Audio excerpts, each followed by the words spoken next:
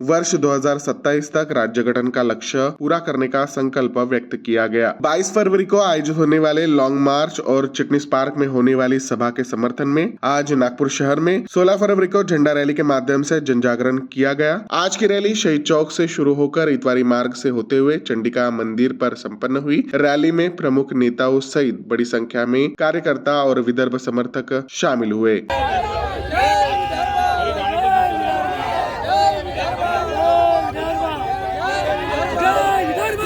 जय विदर्भ। मैं अलका पोपटकर। हम विदर्भ के निवासी हैं, जो कि हम इतने सालों से प्रयत्न कर रहे हैं कि विदर्भ अलग होना चाहिए, और इसके लिए आज हमने 18 फरवरी 2026 को हमने बाइक रैली निकाली है कि जनता में अवेयरनेस होना चाहिए कि विदर्भ को सच में अलग करना है। और उसके लिए आज ये हमारे जो प्रयत्न है, हमारे जो संघर्ष है, आज हम ये जनता को दिखाना चाहते हैं विदर्भ के कि सच में जैसे रफ्तार होनी चाहिए, वैसे ही विदर्भ को अलग करने के लिए रफ्तार होनी चाहिए।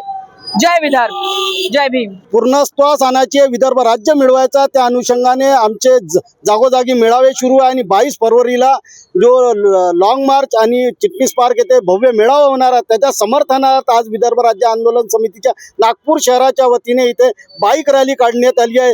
या अगोदर आम्ही 16 फरवरीला आम्ही झेंडा रॅली काढली आणि त्या माध्यमातून जनजागृतीचा कार्यक्रम, आणि जनतेला आता एक विश्वास निर्माण झालेला आहे का स्वतंत्र विदर्भ राज्य मिळणार आहे। म्हणून जनतेचा हा विश्वास पाहून विदर्भवाद्यांमध्येही स्फूर्ती तयार झाली आहे आणि स्वतंत्र विदर्भ राज्यासाठी अंतिम लढा म्हणून आज आम्ही इथे सगळे तयार लढण्यासाठी तयार आहोत। आणि इथून हे बाईक रॅली आता जनजागृत करत शहीद चौक इतवारी जे चंडिका मंदिर तिथे समापन होणार आहे। आणि 22 फरवरीला जो चिटणीस पार्कला मेळावा होणार आहे, त्याकरता सगळ्यांना आम्ही आवाहन करणार।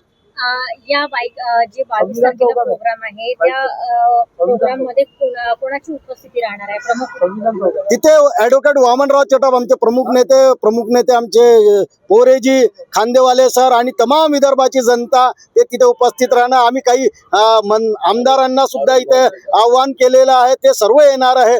आणि आता लोकांमध्ये एक नवीन वातावरण तयार झालेलं आहे आणि त्या वातावरणानुसार आता जो आला त्याला सोबत घेऊन जाऊ, जो नाही आला त्याच्याशिवाय जाऊ, पण चांगल्या प्रकारे आता विदर्भाचं आंदोलन पेटलेलं आहे। डॉक्टर